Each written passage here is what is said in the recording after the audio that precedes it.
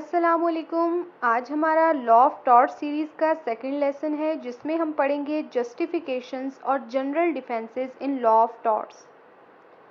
इसमें वो कहता है कि torts is justifiable, defensible and excusable in some circumstances. इंसाफ के तकाजे तो यही हैं कि अगर किसी बंदे ने कोई रॉन्ग कमिट किया है तो उसको उसकी सज़ा मिलनी चाहिए। इसके लिए ज़रूरी है कि जो प्लेंटिफ है, जो केस करने वाला है, वो डिफेंडेंट के गिल्ट को साबित करे।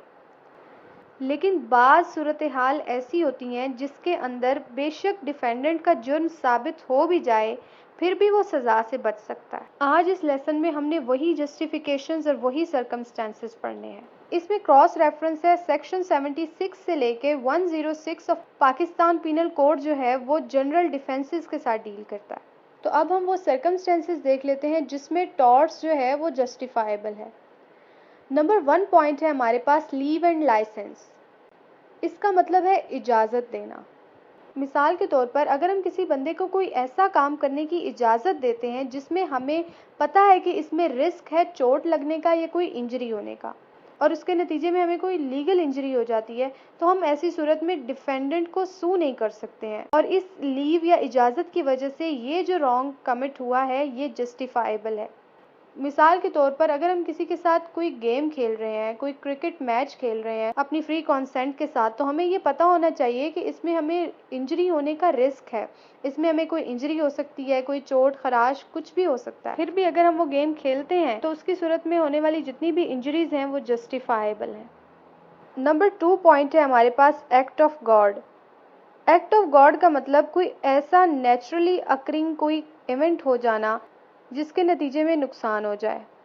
फॉर एग्ज़ाम्पल अगर हम किसी इवेंट ऑर्गेनाइज़र को अपना कोई इवेंट ऑर्गेनाइज़ करने का कहते हैं और सारी तैयारियां मुकम्मल हो जाने के बाद कोई ज़लज़ला आ जाता है या तूफ़ान आ जाता है और सारी जो अरेंजमेंट्स हैं वो ख़राब हो जाते हैं, तो ऐसी सूरत में हम डिफेंडेंट को सू नहीं कर सकते हैं क्योंकि ये एक ऐसा इवेंट है जो विदाउट ह्यूमन प्रिडिक्शन है और विदाउट ह्यूमन इंटरवेंशन है। हम उसको रोक नहीं सकते क्योंकि वो एक एक्ट ऑफ गॉड है। नंबर 4 पॉइंट है हमारे पास जुडिशियल एक्ट। जुडिशियल एक्ट का मतलब ये है कि जजेस को इम्यूनिटी हासिल है कि वो अपनी प्रोसीडिंग्स के अंदर कोई भी स्टेटमेंट पास कर सकते हैं, किसी को सज़ा दे सकते हैं, कोई स्टे लगा सकते हैं, या जो भी वो अपनी जुडिशियल प्रोसीडिंग के अंदर काम करते हैं, तो जजेस को ये इम्यूनिटी हासिल है कि कोई भी बंदा इस वजह से उनके ऊपर लीगल एक्शन इनिशिएट नहीं कर सकता कि जज ने हमारे खिलाफ ये फैसला दिया या हमें ये स्टेटमेंट सुना दी।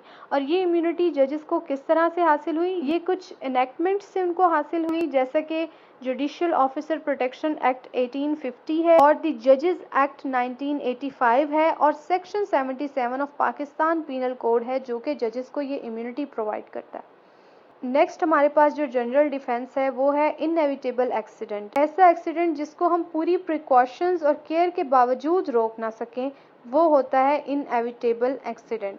इसमें एक लीडिंग केस लॉ फॉल करता है ब्राउन वर्सेस कैंड्रल, जिसमें ये हुआ था कि प्लेंटिफ और डिफेंडेंट के जो डॉग्स थे वो फाइट कर रहे थे और जो डिफेंडेंट है वो उनको सेपरेट करने के लिए कोई स्टोन फेंक रहा था उनके ऊपर ताकि वो दोनों आपस में लड़े नहीं। तो क्या हुआ कि वही जो स्टोन वो सेपरेट करने के लिए फेंक रहा था वो स्टोन जाके प्लेंटिफ की आंख में लगा और उसको इंजरी हो गई। अब प्लेंटिफ ने डिफेंडेंट को सू कर दिया कि इसने मेरी आंख को जख्मी कर दिया है। तो इस केस का फैसला ये हुआ था कि ये एक प्योर एक्सीडेंटल हार्म है जिसके अंदर डिफेंडेंट का कोई कसूर नहीं है या उसने जानबूझ के ये काम नहीं किया। नंबर 4 पॉइंट है हमारे पास private defence. Section 96 of Pakistan penal code ये कहता है कि nothing is an offence which is done in exercise of the private defence. मतलब ये कि जो काम हम अपने प्राइवेट डिफेंस के लिए करते हैं, अपनी जान बचाने के लिए या अपनी कोई प्रॉपर्टी बचाने के लिए करते हैं, उसके नतीजे में किसी की अगर लीगल इंजरी हो भी जाती है तो वो जस्टिफाइबल है। फॉर एग्जाम्पल अगर हमें कोई हरेस कर रहा है या कोई हमें नुकसान पहुंचाना चाह रहा है और हमारे पास इतना रीजनेबल टाइम नहीं है कि हम पुलिस को अप्रोच कर सकें या हम किसी अथॉरिटी को अप्रोच कर सकें, इस सूरत में अगर हम अपना प्राइवेट डिफेंस ऑफ बॉडी कर रहे हैं और जो नेक्स्ट पर्सन है उसको कोई इंजरी आ जाती है, कोई नुकसान हो जाता है, तो वो जस्टिफाइबल है।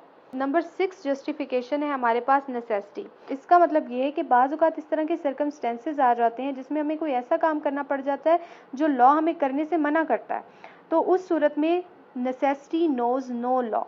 फॉर एग्ज़ाम्पल अगर कोई नेचुरल डिज़ास्टर आ जाता है या कोई और इस तरह का इवेंट हो जाता है, तो अगर हम उसमें अपने डिफेंस के लिए कोई इस तरह की प्रिवेंटिव मेयर्स अडॉप्ट करते हैं जो हमें लॉ ने मना किए हैं, अगर हम वो कर रहे हैं तो वो उस सूरत में वो जस्टिफाइबल हैं, क्योंकि वो हमने ज़रूरत के तहत किए हैं। नेक्स्ट हमारे पास पॉइंट है plaintiff himself a wrong doer, जिसका मतलब ये है कि प्लेंटिफ खुद ही कसूरवार हो या उसने खुद ही कोई रॉन्ग कमिट किया हुआ हो, तो ऐसी सूरत में जो डिफेंडेंट है वो इन जस्टिफिकेशंस का सहारा लेते हुए सज़ा से बच सकता है।